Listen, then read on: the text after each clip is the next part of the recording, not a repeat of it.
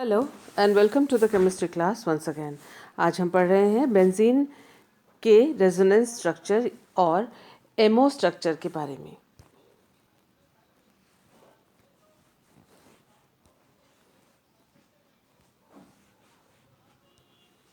सबसे पहले तो जान लेते हैं कि रेजोनेंस क्या है।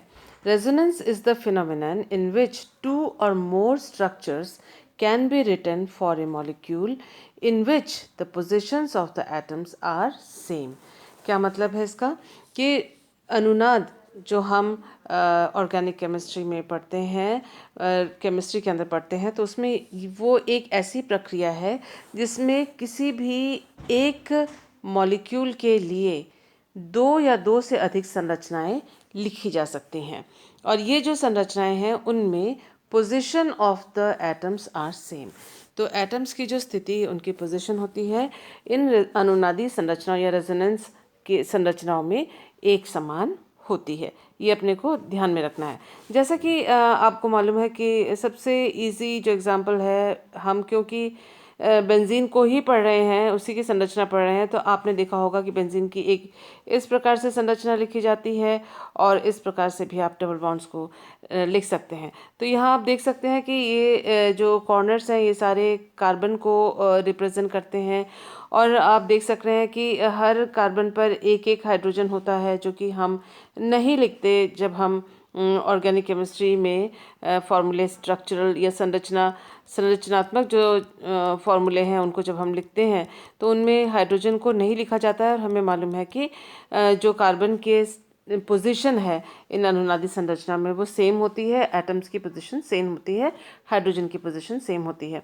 तो इस प्रकार से अगर किसी एक मॉलिक्यूल के लिए दो या दो से अधिक संरचनाओं को लिखा जा सकता है जिसमें एटम्स का जो पोजीशन है, उनकी जो स्थिति है वो सेम रहे, उसमें कोई परिवर्तन ना हो, तो इस प्रक्रिया को रेजोनेंस के नाम से जाना जाता है। तो ये केवल एक बात नहीं है, इसके अलावा भी बहुत सारी चीज़ें हैं जो रेजोनेंस में शामिल हैं। आइए उनको एक वन बाय वन देखते हैं। Actual structure of the molecule is called as the resonance hybrid of all resonance structures. जो किसी भी मॉलिक्यूल का जो असली स्ट्रक्चर होता है, एक्चुअल स्ट्रक्चर होता है, वह इन सभी जो दो या दो से अधिक संरचनाएं जो किसी मॉलिक्यूल के लिए अलग अलग पृथक पृथक लिख सकते हैं, सेपरेट लिख सकते हैं, उन सभी संरचनाओं का मिश्रण होता है और इसलिए उसको रेजोनेंस हाइब्रिड या अनुनादी संकर के नाम से पुकारा जाता है। तो अनुनादी संकर के नाम से सभी जो स्ट्रक्चर्स हैं दो या दो से अधिक, उनका जो मिश्रण होता है उस संरचना को अनुनादी संकर या रेजोनेंस हाइब्रिड के नाम से जाना जाता है। Resonance structures are the hypothetical structures and none of the resonance structures can explain the properties of the molecule completely.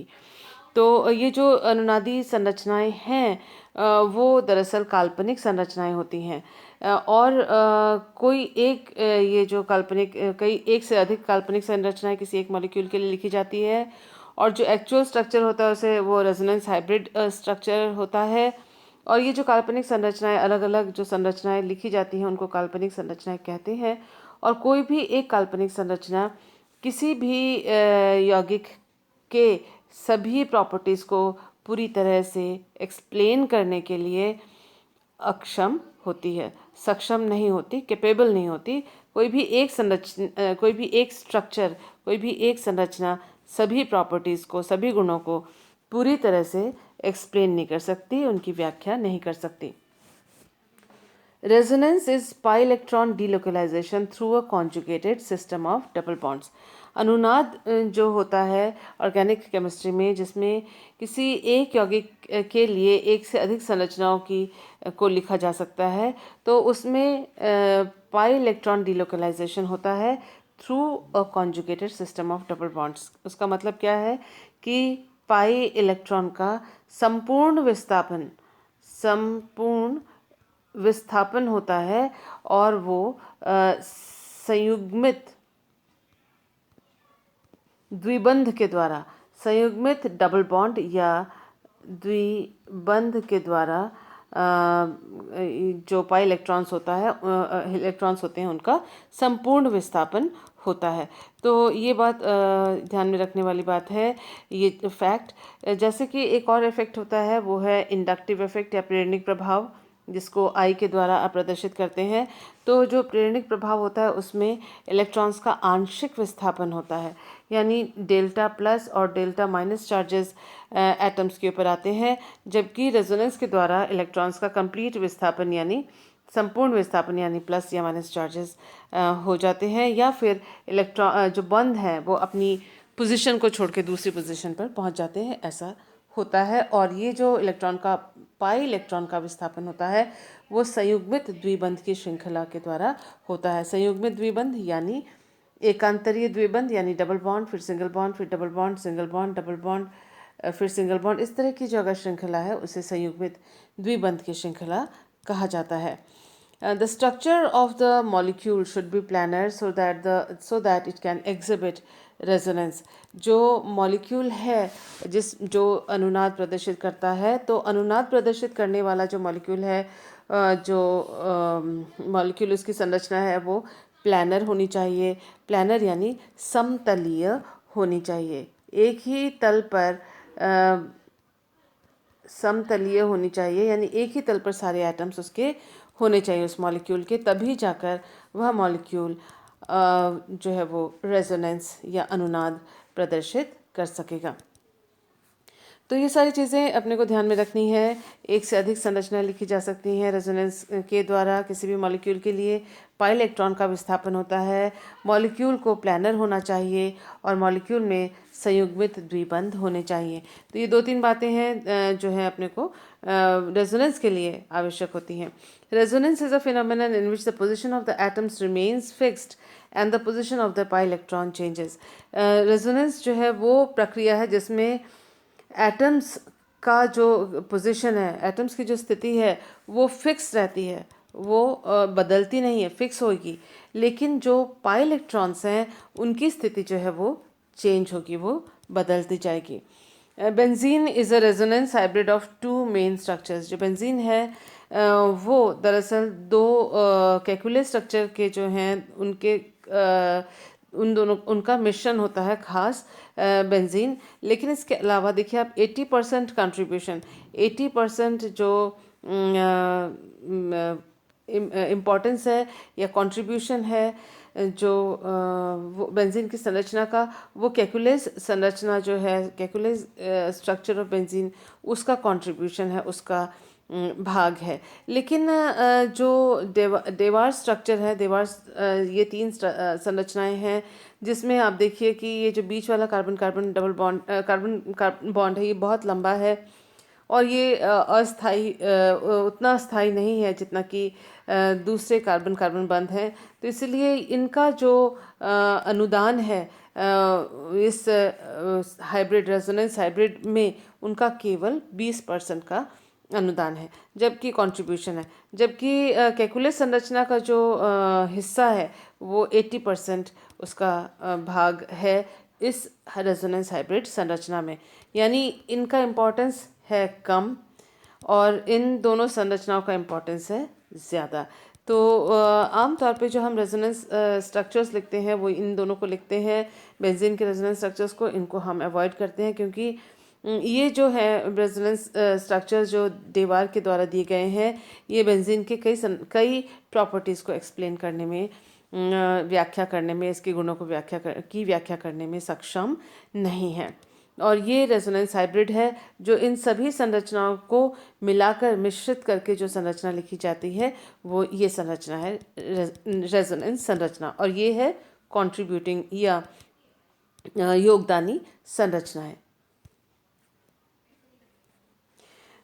यहाँ देखिए जो ये बेंजीन है जिसमें सभी कार्बन कार्बन बंध एक ही लंबाई के हैं, जब उसका हाइड्रोजनीकरण किया गया तो 49.8 किलो कैलोरी ऊर्जा निकली है। जबकि जब साइक्लोहेक्साट्राइन जो कि एक हाइपोथेटिकल या काल्पनिक मॉलिक्यूल है जिसमें आप देख सकते हैं कि सभी कार्बन कार्बन बंध एक समान लंबाई के नहीं हैं, जब इस तरह के हाइपोथेटिकल या काल्पनिक संरचना का संपूर्ण हाइड्रोजनीकरण किया गया और साइक्लोहेक्सेन में परिवर्तित किया गया, तब जो किया जाएगा तो फिर जो ऊर्जा निकलेगी वो है 85.8 किलो कैलोरीज पर मोल। यानी अगर तीन द्विबंध किसी 6 मेंबर 6 सदस्यीय वाले संरचना में हो और ये काल्पनिक संरचना साइक्लोहेक्साट्राइन कहा जाए, तो इसका अगर हाइड्रोजनीकरण किया जाए तो ये सारे डबल बॉन्ड हटके और सिंगल बॉन्ड में परिवर्तित हो जाएंगे और साइक्लोहेक्सेन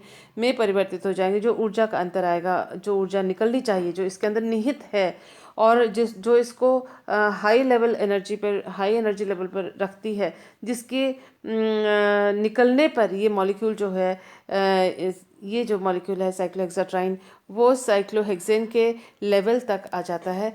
यानी इतनी ऊर्जा इसके अंदर थी जो इसको अस्थायी बना रही थी, वो इतनी ऊर्जा साइक्लोहेक्सेन से अधिक इसके अंदर थी, जो कि निष्कासित होने के बाद जो है मॉलिक्यूल साइक्लोहेक्सेन में परिवर्तित हो गया और स्थायी बन गया। लेकिन बेंजीन में भी 3 डबल बॉन्ड हैं। जब उसका हमने हाइड्रोजनीकरण किया तो इसके अंदर जो निहित ऊर्जा है, जो इसको साइक्लोहेक्सेन से अधिक अस्थायी करती है, तो वो जो ऊर्जा है वो देखा गया कि 49.8 किलो कैलोरीज ऊर्जा इसमें से निकलती है अगर इसका हाइड्रोजनीकरण किया गया। हाइड्रोजनीकरण यानी हाइड्रोजन ऐड किया गया और 3 मॉलिक्यूल हाइड्रोजन जब हम ऐड करते हैं तो बेंजीन जो है वो साइक्लोहेक्सेन में परिवर्तित हो जाता है और ये स्थायी संरचना है और अधिक स्टेबल है, उसकी ऊर्जा कम है। तो आप देख सकते हैं कि इन दोनों के बीच का जो अंतर है वो है 36 किलो कैलोरीज पर मोल। यानी हम तीन द्विबंधों वाले साइक्लो हेक्साट्राइन की संरचना जो कि इसके से मिलती जुलती है, उसकी तुलना में बेंजीन 36 किलो कैलोरीज कम ऊर्जा लिए हुए होता है, इतना अधिक स्थायी होता है। 36 किलो कैलोरीज पर मोल ऊर्जा इसके अंदर कम है, तो कम ही ऊर्जा इसमें से निकली हाइड्रोजनेशन पे। और ये जो स्थायीकरण की ऊर्जा है, इसे स्टेबलाइजेशन ऊर्जा है, इसको रेजोनेंस एनर्जी या अनुनादी ऊर्जा के नाम से जाना जाता है। और ये इसलिए होता है क्योंकि इसके अंदर रेजोनेंस या अनुनाद है और ये जो डबल बॉन्ड्स हैं वो डीलोकलाइज या विस्थापित हो जाते हैं, क्योंकि ये इस वलय में संयुग्मित द्विबंध है। यानी देखिए, डबल बॉन्ड फिर सिंगल बॉन्ड फिर डबल बॉन्ड फिर सिंगल बॉन्ड फिर डबल बॉन्ड फिर सिंगल बॉन्ड, इस तरह की संरचना इसके अंदर है। ये समतलीय संरचना है, सभी कार्बन और हाइड्रोजन एक ही तल पर अवस्थित हैं और ये जो है अनुनाद प्रदर्शित कर सकता है। Benzene is resonance stabilised.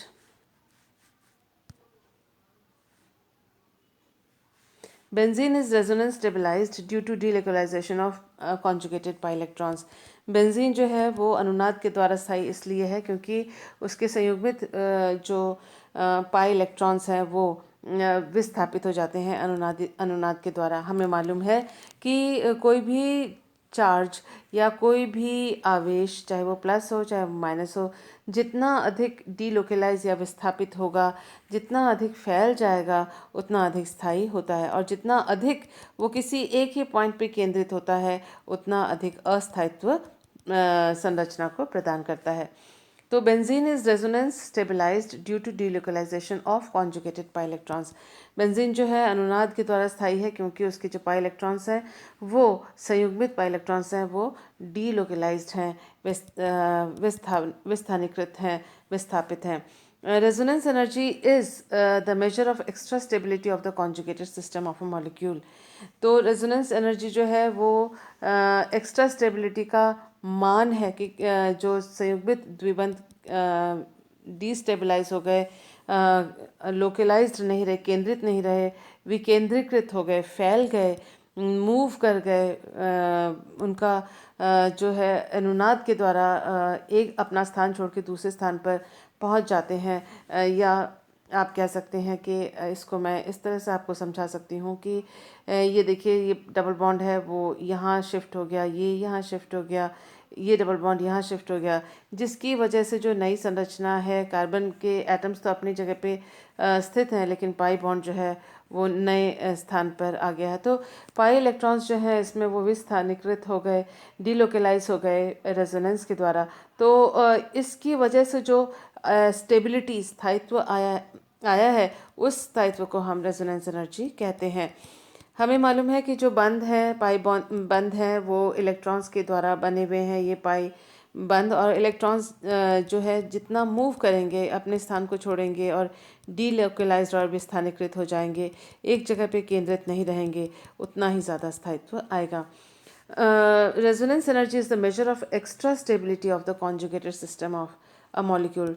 जो रेजोनेंस ऊर्जा है वह उस एक्स्ट्रा स्टेबिलिटी का मान है जो कि संयुग्मित द्विबंध के श्रृंखला के द्वारा पाए इलेक्ट्रॉन के विस्थापन के द्वारा प्राप्त किया जाता है।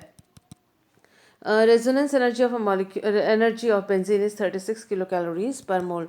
जो बेंजीन का रेजोनेंस एनर्जी है उसका अनुनादी ऊर्जा है उसका मान 36 किलो कैलोरीज पर मोल है। Molecular orbital molecular orbital structure of benzene.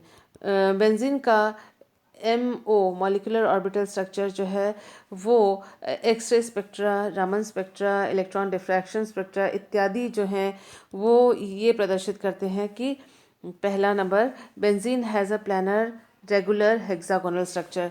तो बेंजीन में जैसे कि डबल बॉन्ड का लेंथ छोटा होता है, सिंगल बॉन्ड का लंबा होता है, फिर डबल बॉन्ड का छोटा होता है, फिर सिंगल बॉन्ड का लंबा होता है, फिर डबल बॉन्ड का छोटा होता है और सिंगल बॉन्ड का लंबा होता है। इस तरह की संरचना बेंजीन की नहीं है। और ये जो स्पेक्ट्रा है, तरह तरह के spectra, X-ray, Raman spectra, electron diffraction spectra इत्यादि ये प्रदर्शित करते हैं कि जो बेंजीन है वो प्लानर यानी समतलीय है और रेगुलर हेक्सागोनल।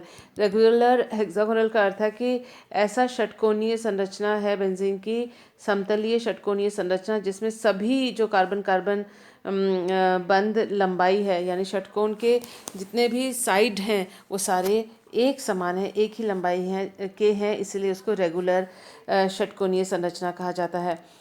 इसके अलावा ये जो स्पेक्ट्रा है वो ये प्रदर्शित करते हैं कि कार्बन कार्बन बॉन्ड लेंथ जो है सभी एक समान है और 1.397 का इनका एंगस्ट्रॉम यूनिट का बॉन्ड लेंथ है सभी कार्बन कार्बन बंधों का बेंजीन के अंदर, यानी किसी डबल बॉन्ड और सिंगल बॉन्ड अलग अलग से नहीं है, सबकी बंध लंबाई एक समान है 1.397 एंगस्ट्रॉम यूनिट। उसी तरह से सभी जो कार्बन कार्बन कार्बन बंध एंगल बॉन्ड एंगल है वो 120 डिग्री एंगल के हैं, जैसा कि आप इस पिक्चर में देख रहे हैं। तो ये सारे कार्बन जो है और हाइड्रोजन एक ही तल पर हैं। यदि आप इसको मोबाइल में देख रहे हैं तो मोबाइल के तल पर ही सारे कार्बन और हाइड्रोजन है, और अगर आप इसको लैपटॉप की स्क्रीन पे देख रहे हैं तो लैपटॉप की स्क्रीन पे ही कार्बन और उसी स्क्रीन के ऊपर हाइड्रोजन एक ही तल पर है। इसके अलावा आप देख सकते हैं कि ये जो बॉन्ड एंगल्स हैं वो 120 डिग्री के हैं, चाहे वो कार्बन कार्बन कार्बन के हों या कार्बन कार्बन हाइड्रोजन के बॉन्ड एंगल्स हों, वो 120 डिग्री है। इन सब चीज़ों से ये पता पड़ता है, जैसे बॉन्ड एंगल से ये पता पड़ता है कि जो ये कार्बन है वो sp2 हाइब्रिडाइज्ड कार्बन है। तो आइए देखते हैं मॉलिक्यूल बेंजीन के मॉलिक्यूल के संरचना के बारे में कुछ और बातें। तो ऊपर लिखित जितने या इससे पहले वाले जो स्लाइड्स हैं उनमें जो हमने बात जानी और अब तक जो भी हमने जानकारी हासिल की उनके द्वारा molecular orbital picture using molecular orbital picture following points में बी रिटन अबाउट बेंजीन। तो जो मॉलिक्यूलर ऑर्बिटल जो इसका चित्र होगा वो उसका यूज़ करते हुए हम बेंजीन की संरचना के बारे में निम्नलिखित बातें लिख सकते हैं। सबसे पहली बात यह है कि all carbon atoms of benzene are sp2 hybridized. जैसा कि बंधा एंगल से बॉन्ड एंगल से हमें पता पड़ा कि सभी जो कार्बन हैं, देखिए ये बेंजीन के कार्बन हैं इसके अंदर जो लिखे हुए हैं, ध्यान से देखिएगा। और ये जो कार्बन है वो सारे sp2 हाइब्रिडाइज्ड हैं।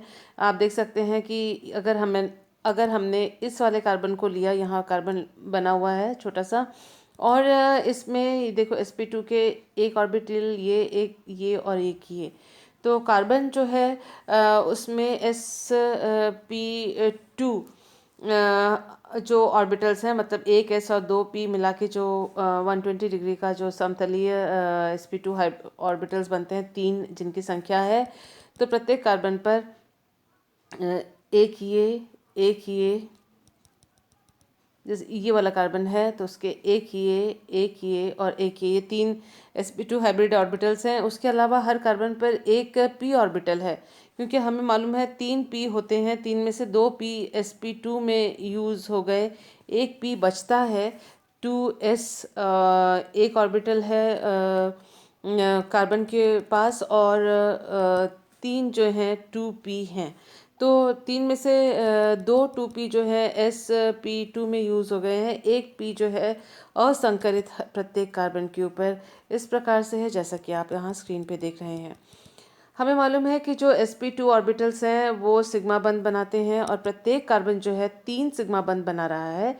एक वो पड़ोस के, जैसे मान लीजिए ये कार्बन है तो अपने निकटवर्ती कार्बन के साथ वो एक सिग्मा बंध यहाँ बना रहा है और एक सिग्मा बंध यहाँ बना रहा है। दोनों तरफ 2 सिग्मा बंध बना रहा है एक कार्बन, एक इधर और एक इधर, sp2 ओवरलैप के द्वारा, अतिव्यापन के द्वारा। और एक सिग्मा बंध बना रहा है वो हाइड्रोजन के साथ, वो है हाइड्रोजन के s ऑर्बिटल के साथ, और कार्बन का sp2 ऑर्बिटल जो है वो अतिव्यापित होता है और सिग्मा बंध बनाता है। तो आप देख सकते हैं अगर ये कार्बन है तो उसका, इस कार्बन का एक ये सिग्मा बॉन्ड, एक ये सिग्मा बॉन्ड और एक ये सिग्मा बॉन्ड, 3 सिग्मा बॉन्ड बना रहा है वो। इसके अलावा उसी कार्बन पर अगर हम आप देखें तो ये रहा वो कार्बन, उसके ऊपर एक प्योर पी ऑर्बिटल है। इसी प्रकार से हर कार्बन पर एक प्योर पी ऑर्बिटल है जो कि आपस में अतिव्यापित होते हैं। ये सारे पी ऑर्बिटल्स जो हैं तल से 90 डिग्री पर हैं, वर्टिकली ऊपर। अगर ये तल जिस पे बेंजीन रिंग बना हुआ है तो इस तल से उभर कर आपकी ओर एक लोब आएगा और एक लोब जो है तल से नीचे निकल कर चला जाएगा। और ये सारे पी ऑर्बिटल्स आप देख सकते हैं कि आपस में पैरेलल हैं, समानांतरी हैं, और आपस में जब अतिव्यापन करते हैं तो ये पाई बंध बनाते हैं। और पाई बंध के इलेक्ट्रॉन्स का एक क्लाउड, एक रिंग वो वलय के ऊपर होता है और एक रिंग पाई इलेक्ट्रॉन्स का वलय के नीचे होता है। ये जो रिंग है वो है पाई इलेक्ट्रॉन रिंग, यानी ये मॉलिक्यूलर ऑर्बिटल जहाँ पाई इलेक्ट्रॉन्स के पाए जाने की संभावना है, और पाई इलेक्ट्रॉन्स यहाँ पर आपस में विस्थापित होते रहते हैं, लोकलाइज्ड या एक स्थान पर नहीं रहते, और वही अनुनाद है। तो हम पढ़ लेते हैं ये सारे points. All carbon atoms of benzene are sp2 hybridize. सारे जो हैं वो कार्बन एटम्स जो हैं वो sp2 हाइब्रिडाइज हैं, जैसा कि हम यहाँ पर भी देख रहे हैं और यहाँ पर भी देख रहे हैं कि प्रत्येक कार्बन पर sp2 हाइब्रिड ऑर्बिटल है 3। There is one pure p orbital on each carbon. प्रत्येक कार्बन पर एक असंकरित प्योर पी ऑर्बिटल है जो कि संकरित नहीं है। sp2 hybridized orbitals form 2 sigma bonds with adjacent sp2 carbons. जो sp2 कार्बन है वो 2 सिग्मा बंध बनाते हैं अपने निकटवर्ती कार्बन के साथ, and one sigma bond with s orbital of hydrogen, और एक सिग्मा बंध बनाते हैं वो s ऑर्बिटल, हाइड्रोजन के s ऑर्बिटल के साथ। तो ये सारी चीज़ें हम अपने आंसर में लिख सकते हैं, नोट्स में लिख सकते हैं। चौथी बात, the p orbital of the carbon are perpendicular to the plane of the ring. जो p ऑर्बिटल्स हैं असंकरित या प्योर p ऑर्बिटल्स हैं, देखिए अगर ये बेंजीन रिंग का तल है, उस तल के परपेंडिकुलर यानी 90 डिग्री यानी लंबवत हैं, और एक ऑर्बिटल उस तल से ऊपर है और दूसरा ऑर्बिटल उस तल के नीचे है। आप देख सकते हैं कि ये जो ऑर्बिटल ऊपर है और ये दूसरा नीचे है, ये ऊपर है तल के, ये तल के नीचे है। ये पी ऑर्बिटल्स हैं और उसको हम इस प्रकार से भी प्रदर्शित कर सकते हैं।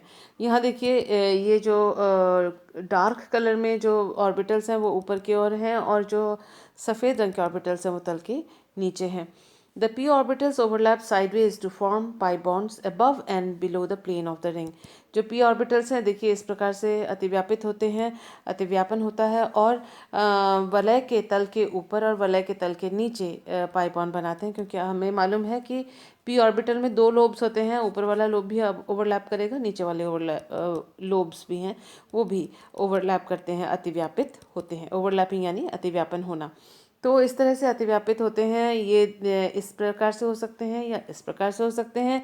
जब हम संकरित संरचना जो हाइब्रिडाइज्ड रेजोनेंस हाइब्रिड स्ट्रक्चर लिखते हैं वो इस प्रकार का लिखते हैं कि जिसमें सारे डॉटेड लाइन से हम इन अतिव्यापन को दिखा सकते हैं। अगर आप चाहें तो इन जो अतिव्यापन के लाइंस को ये पूरे भी दिखा सकते हैं, कंप्लीट लाइन दिखा सकते हैं। आप ताकि आप ये दिखाएं कि ये पूरा बंद है और ये लोकलाइज। लेकिन पूरा कंप्लीट लाइन लिखने का अर्थ, जैसे ये पी ऑर्बिटल है और ये पी ऑर्बिटल है, यहाँ कार्बन और कार्बन के बीच में सिग्मा बॉन्ड है, और ये हमने पूरे लाइन से अगर हमने इन अतिव्यापन को दिखाया, उसका मतलब ये लोकलाइज्ड यानी स्थिर है ये बॉन्ड, और इसके जो इलेक्ट्रॉन्स हैं वो डीलोकलाइज यानी विस्थापित नहीं होते हैं।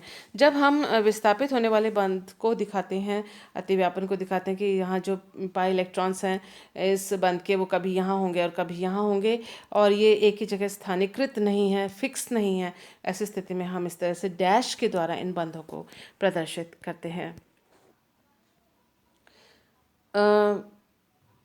एक बात मुझे बतानी थी, और वो the p orbitals overlap sideways to form pi bonds above and below the ring plane.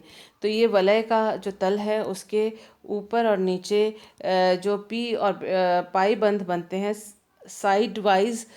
Sideways overlap मतलब पार्श्व अतिव्यापन के द्वारा, साइड साइड में ओवरलैपिंग होता है, पार्श्व अतिव्यापन के द्वारा पाई बंधों का निर्माण होता है, ये आपको मालूम है। और सिग्मा बंध का जब हमने निर्माण देखा था, तो सिग्मा बंध जो बन रहे थे वो सिग्मा बंध जो है वो हेड ऑन कॉलिजन यानी हेड ऑन ओवरलैप यानी एकदम आमने सामने एक दूसरे के साथ ओवरलैप होके अतिव्यापित होके sp2 के जो sp2 के ऑर्बिटल्स आपस में सिग्मा बंध बनाते हैं इस प्रकार से। और जब पाई बंध बनाते हैं तो पार्श्व अतिव्यापन यानी साइड साइड से ओवरलैपिंग अतिव्यापन होता है। तो ये आपको पहले से ही मालूम है, लेकिन चलो एक बार और इसको हमने अभी यहाँ पर रिवाइज कर लिया। ये और देखिए इस बेंजीन की संरचना को इस प्रकार से और अच्छी तरह से यहाँ पर एक्सप्लेन किया हुआ है। ये जो कार्बन है, प्रत्येक कार्बन के बीच में देखिए आप ये आपस में पाई बॉन्ड बना रहे हैं, फिर नेक्स्ट ये जो दोनों पाई बॉन्ड बना रहे हैं, फिर ये पाई बॉन्ड बना रहे हैं। तो प्रत्येक कार्बन जो है वो आप देख सकते हैं कि एक पाई बंध बना रहा है और 3 सिग्मा बंध बना रहा है। इसी प्रकार से मान लीजिए किसी और को ले सकते हैं आप, जैसे ये कार्बन है, तो ये वाला जो कार्बन है 1 2 3 सिग्मा बंध बना रहा है और एक पाई बॉन्ड बना रहा है। अगर हम टोटल गिने तो देखेंगे कि सिग्मा बंधों की संख्या है 12 और पाई बंधों की संख्या है 3। वलय को अगर आप देखें 1 2 3 पाई बंध हैं, और प्रत्येक जो कार्बन है, कितने कार्बन है अपने पास है 6 कार्बन, और 6 जो कार्बन है वो कुल मिला के 12 बंध बना रहे हैं, 12 सिग्मा बंध बना रहे हैं। किस प्रकार से देखिए 1 2 3 4 5 और 6 तो ये इन्होंने हाइड्रोजन के साथ सिग्मा बंध बनाया, और अपने साथ वाले कार्बन के साथ इन्होंने एक एक सिग्मा बंध बनाया, तो वो भी 1 2 3 4 5 और 6। तो इस तरह से 6 और 6 12 सिग्मा बॉन्ड्स बने एक वलय के अंदर, बेंजीन के वलय के अंदर, और 3 पाई बॉन्ड्स बनते हैं। तो जब बेंजीन की आप संरचना लिखें तो इस प्रकार से भी इसको बेहतर ढंग से इस इंफॉर्मेशन को लिख सकते हैं। The pi bonds get delocalized above and below the plane of the ring. जो पाई बंध बनता है पार्श्व अतिव्यापन के द्वारा, साइडवेज ओवरलैप के द्वारा, पी ऑर्बिटल्स के, कार्बन के पी ऑर्बिटल्स के द्वारा वो डीलोकलाइज हो जाते हैं, विस्थानीकृत हो जाते हैं रेजोनेंस के कारण, अनुनाद के कारण। इस बात को आप यहाँ पर जोड़ सकते हैं जब आप नोट्स लिखें कि रेजोनेंस के कारण डीलोकलाइज हो जाते हैं ये, और जिसकी वजह से जो वलय का के तल के ऊपर और वलय के तल के नीचे वो पाई इलेक्ट्रॉन का रिंग बनाते हैं, वलय बना लेते हैं। जैसा कि आप देख सकते हैं पाई इलेक्ट्रॉन क्लाउड्स यहाँ और ऊपर और इस तरह से वलय के नीचे बनते हैं पाई इलेक्ट्रॉन क्लाउड्स। तो ये मॉलिक्यूलर ऑर्बिटल है। इसके अलावा आइए देखते हैं इलेक्ट्रॉन्स की फिलिंग कैसे होती है। 6p ऑर्बिटल हैं यहाँ पर, 6 कार्बन एटम्स के 6 p ऑर्बिटल्स हैं। p ऑर्बिटल्स का यहाँ पर दिखाया गया है, सिर्फ पाई बंध को दिखाया गया है। ये एनर्जी अपर साइड में जा रही है, यहाँ एनर्जी इंक्रीज हो रही है। और यहाँ पर मॉलिक्यूलर 6 एटॉमिक ऑर्बिटल्स हैं। एटॉमिक ऑर्बिटल जितने हैं उतने मिलकर उतने ही वो 6 मॉलिक्यूलर ऑर्बिटल प्रदान करेंगे। मतलब जितने एटॉमिक ऑर्बिटल आपस में मिलके मॉलिक्यूलर ऑर्बिटल बनाएंगे, संख्या में कमी नहीं आती है, बराबर बनते हैं। तो यहाँ पर अगर 6 एटॉमिक ऑर्बिटल आपस में मिलके मॉलिक्यूलर ऑर्बिटल बना रहे हैं तो 6 मॉलिक्यूलर ऑर्बिटल बनेंगे। जो नीला रंग है वो प्लस लोब को प्रदर्शित कर रहा है। जो नारंगी या ऑरेंज कलर का लोब है पी ऑर्बिटल का, वो माइनस को प्रदर्शित कर रहा है। तो आप देख सकते हैं कि एक ही तरह के जब लोब्स आपस में अतिव्यापित होते हैं तो सबसे ज़्यादा स्टेबल होता है। जब ऑपोजिट कलर के लोब्स आपस में अतिव्यापित हो रहे हैं तो वो सबसे ज़्यादा अनस्टेबल होता है। तो ये देखिए इसमें सारे नीले रंग के यानी प्लस लोब्स जो हैं वो सारे ऊपर की तरफ हैं, तो आपस में अतिव्यापित हो रहे हैं, सबसे ज़्यादा स्थायी। और यहाँ देखिए जो इस वाली मॉलिक्यूलर ऑर्बिटल में plus then minus then plus minus यानी ऑपोजिट विपरीत जो साइन वाले ऑर्बिटल्स आपस में अतिव्यापित हो रहे हैं, तो ये सबसे ज़्यादा अस्थाई। इसके बीच में जो ये 4 ऑर्बिटल्स हैं इनमें जो है वो अतिव्यापन जो है कभी एक समान ऑर्बिटल्स के बीच में हो रहा है, लोब्स के बीच में हो रहा है, कभी एक दूसरे से डिफरेंट। आपको ये मालूम है कि नोड नोड ऐसा स्थान है बॉन्ड में जहाँ इलेक्ट्रॉन का घनत्व जो है वो 0 होता है या सबसे न्यूनतम होता है। तो node means a place in the molecular orbital, position in the molecular orbital where the electron density is zero. Electron का घनत्व जहाँ न्यून होगा उस प्लेस को हम कहते हैं नोड। तो यहाँ देखिए नोड की संख्या है 0 यहाँ, और नोड की संख्या यहाँ पर है 6। देखिए ये दोनों आपस में एक नोड बना क्योंकि इनके ऑपोजिट साइंस हैं। यहाँ 1 node, 2 node, 3 node, 4 node, 5 node और 6 नोड। यहाँ 6 नोड्स हैं और यहाँ पर 0 नोड है। तो इस तरह से जो है इसकी एनर्जी सबसे ज़्यादा है, इसकी कम है। ये तो समझने वाली बात है, लेकिन आप अपने फर्स्ट ईयर में आप देख सकते हैं कि आप ये देख सकते हैं कि ये सबसे स्टेबल है और यहाँ पर नोड्स की संख्या उससे थोड़ी ज़्यादा है, यहाँ और भी ज़्यादा, यहाँ मैक्सिमम नोड्स की संख्या है। नोड यानी विपरीत साइन वाले, विपरीत साइन यानी प्लस या माइनस साइन वाले जो ऑर्बिटल्स का अतिव्यापन होना। तो यहाँ देखें जो 3 मॉलिक्यूलर ऑर्बिटल हैं जो एंटी बॉन्डिंग मॉलिक्यूलर ऑर्बिटल हैं और 3 मॉलिक्यूलर ऑर्बिटल जो है वो बॉन्डिंग मॉलिक्यूलर ऑर्बिटल हैं। तो इनमें एक एक पी ऑर्बिटल्स हैं, सबके पास एक एक इलेक्ट्रॉन है, तो कुल 6 इलेक्ट्रॉन्स हैं। तो 6 इलेक्ट्रॉन्स जो हैं 2 इधर सबसे लोएस्ट एनर्जी में, फिर 2 इधर और 2 इधर। तो बेंजीन का जो इलेक्ट्रॉनिक कन्फिग्रेशन है पाई इलेक्ट्रॉन्स का जो पाई बॉन्ड का जो कन्फिग्रेशन है, पाई बॉन्ड का जो इलेक्ट्रॉनिक कन्फिग्रेशन है, तो आप देख सकते हैं कि वो सारे के सारे जो इलेक्ट्रॉन्स हैं वो बॉन्डिंग मॉलिक्यूलर ऑर्बिटल्स में ही भर जाते हैं। इसलिए बेंजीन स्थाई है, एरोमेटिक है, इसमें रेजोनेंस है जो इसको स्थाई करता है। इस बात को हम इससे पहले भी एरोमेटिकता में पढ़ चुके हैं। एक और संरचना, एक और रिप्रेजेंटेशन है। देखिए एक और प्रकार से हम बेंजीन की संरचना को समझा सकते हैं। ये देखिए एक बार यहाँ पर पाई इलेक्ट्रॉन्स दिखाए गए हैं, फिर वो विस्थापित हो गए, तो जो पाई बॉन्ड है वो यहाँ चला गया, ये वाला पाई बॉन्ड यहाँ चला गया और ये पाई बॉन्ड जो है वो यहाँ विस्थापित या डिलोकलाइज हो गया। तो इनको मिलाकर, क्योंकि ये कैलकुलस संरचना है, उनको मिलाकर ये हाइब्रिड संरचना लिखी जा सकती है।